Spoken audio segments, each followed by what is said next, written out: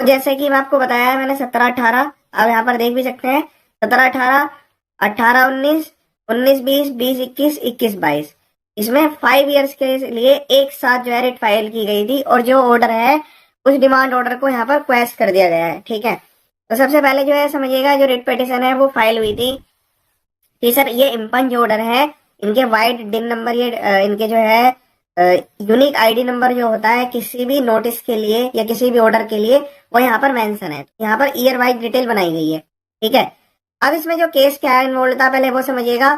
इसमें यहाँ पर जो है आपको 2 पॉइंट मिलने वाले हैं। पहली बात तो यहाँ पर जो है केस का लिंक नहीं है, मतलब जो ये जजमेंट आया है उसमें जो इशू इन्वॉल्व था उसके बजाय एक पॉइंट और है, वो यहाँ पर कवर करते हुए इसको जजमेंट किया गया है। अब यहाँ पर पहले समझिएगा इशू इसमें क्या इन्वॉल्व था। जो इसके लिए ओरिजिनल पॉइंट था वो ये था कि जो पेटिशनर है वो एक इंटरमीडियरी है, मतलब वो इंटरमीडियरी है, सर्विस प्रोवाइडर है, is entitled to exemption, claim exemption from payment of GST in respect of service provided. ठीक है, तो जैसे जो ऑनलाइन प्लेटफॉर्म्स होते हैं उनके मीडियम से जो लोग सर्विस प्रोवाइड करते हैं उस टाइप का यहाँ पर केस इन्वॉल्व था और ये होटल एकोमोडेशन की सर्विस है। ठीक है, कि जो इंटरमीडिएट की सर्विस प्रोवाइड कर रहे हैं क्या वो इसको एग्जाम्पशन क्लेम करने के लिए एलिजिबल है होटल एकोमोडेशन में टैरिफ बिलो 1000 रुपीज। ठीक है, तो यहाँ पर जो जजमेंट है वो इस पॉइंट को लेकर यहाँ पर नहीं आया है कि ये एलिजिबिलिटी बन रही है नहीं है, क्या इसमें क्या इशू इन्वॉल्व है। अब ये जो रिट पिटिशन फाइल की गई है उसमें एक सेपरेट ऑर्डर जो है वो पहले ही इम्पंज हो चुका है इन जुलाई 2023, वो पहले ही जो है इन्होंने इम्पंज कर दिया था। तो इससे रिलेटेड एक पहले से रिट पिटिशन है जो कि जजमेंट आया हुआ है। अब जो चैलेंज था वो ये किया गया था, अब ध्यान से समझिए, अब आपके लिए यहाँ पर सबसे मेन पॉइंट आ रहा है। तो वो ज्यादातर केस में ऐसा ही हो रहा है। क्या हो रहा है मैं आपको बता देता हूँ।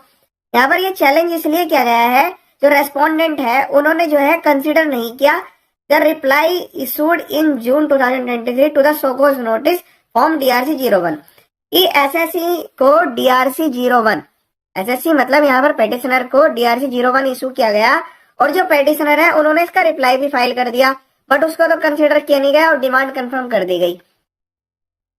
जो गवर्नमेंट की तरफ से लर्न काउंसिल है उन्होंने ये पॉइंट एक्सेप्ट किया। When the matter was listed for admission after obtaining instruction, उन्होंने कहा कि सर जो रिप्लाई सबमिट हुआ था ये submit that the reply of petitioner to the intimation issued in form DRC 01 was taken into consideration. वो कह रहे हैं कि जो इनको इंटीमेशन दी गई थी DRC 01 की वो तो कंसिडर कर लिया गया है, उसके बेस पर जो ऑर्डर पास हुआ है, लेकिन जो रिप्लाई फाइल हुआ था सोकोज नोटिस जो कि DRC 01 का नोटिस था उसके अगेंस्ट में वो कंसिडर नहीं किया गया। ठीक है, was taken into consideration in the impugned order but note the reply that dated this to the show cause notice in form DRC 01। तो इसी पॉइंट के बेस पर ये इतना बड़ा जजमेंट आया है SSC के फेवर में। टैक्स पेयर को यहाँ पर काफी बड़ी रिलीफ प्रोवाइड कर दी गई है। अब यहाँ पर समझिएगा ऑनरेबल कोर्ट ने क्या लिखा। The non consideration of reply to the show cause notice certainly prejudice the petitioner and deny the petitioner a reasonable opportunity to establish in its position। कि यहाँ पर जो है उनको रीजनेबल अपॉर्चुनिटी दी नहीं गई, जो उन्होंने रिप्लाई सबमिट किया उसको कंसिडर ही नहीं किया गया। On the sole ground the respective impugned order call for interference, मतलब यहाँ पर ऑनरेबल कोर्ट ने इंटरफेयर करते हुए कहा है कि जितने भी इम्पंज ऑर्डर ये पास हुए हैं उसमें हम इंटरफेयर यहाँ पर कर रहे हैं accordingly without expressing any opinion on the merit of matter.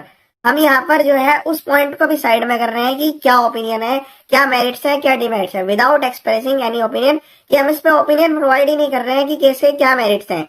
ये जितने भी इम्पंज ऑर्डर हैं उन सबको क्वेश किया जाता है। The order impugned here in are quash, ये जो ऑर्डर्स हैं वे इम्पंज है क्योंकि जो SSC ने रिप्लाई सबमिट किया है उसको तो आपने कंसिडर ही नहीं किया।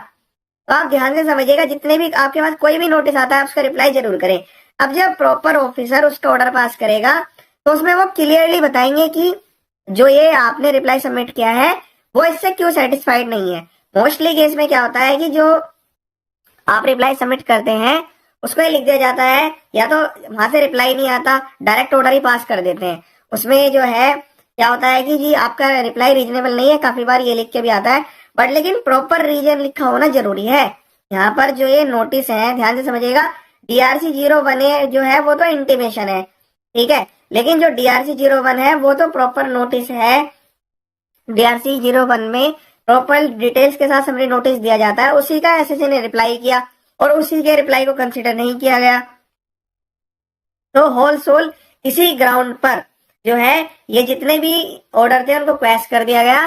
बट लेकिन उसके साथ साथ जो भी प्रॉपर अथॉरिटी है, मतलब जो पावर्स प्रोवाइड की गई है जीएसटी एक्ट में, रेस्पोंडेंट यानी जीएसटी डिपार्टमेंट, उनकी जो पावर है उनको सिक्योर रखा गया है और उनको कहा गया है कि ठीक है, जो भी प्रॉपर ऑफिसर है, ये जो असेसिंग ऑफिसर है, वो इस केस को प्रॉपरली जो है चेक करेंगे। कैसे? उसको रिमांड बैक कर दिया गया है, उनको प्रोवाइड की गई है रीजनेबल अपॉर्चुनिटी की वो एक जो पेटिशनर है उनको रीजनेबल अपॉर्चुनिटी प्रोवाइड करे दोबारा से, by taking into consideration the reply, जो पेटिशनर ने रिप्लाई सबमिट किया है उसको कंसिडर करे, फिर उसके बाद रीजन ऑर्डर पास करे।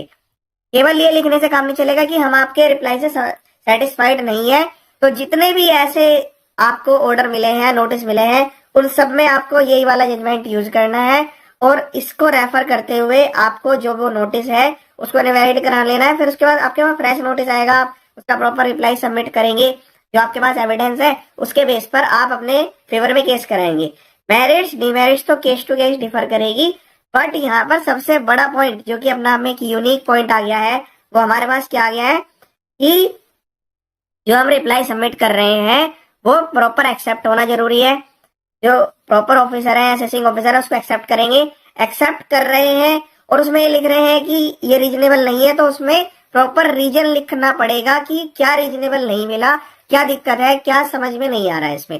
फिर उसके बाद ऑर्डर पास कर सकते हैं। फिर उसके बाद आप पर्सनल हियरिंग लेकर और उनको ये चीजें क्लियर करा सकते हैं, जो भी आपके पॉइंट्स हैं या जो भी आपने रिप्लाई बनाए हैं उसमें क्या डिफरेंस आ रहे हैं। जो केसेस है वो डिफर करेगा केस टू केस। एजेसन के भी नोटिस आ रहे हैं, आईटीसी के डिफरेंस के आ रहे हैं, जीएसटीआर 1 3B के डिफरेंस के नोटिस आ रहे हैं, वो एक अलग पॉइंट है। उसके बाद वो इशू किया जाएगा within a period of 4 weeks from the date of receipt of the copy of this order. ये जो जजमेंट है इसको आप जो है खुद से डाउनलोड कर सकते हैं, ऑनरेबल कोर्ट की वेबसाइट पर जाकर आप इसको डाउनलोड कर सकते हैं। ये रिट पेटिशन एसएससी के फेवर में आई है। इसी टाइप के काफी सारे जजमेंट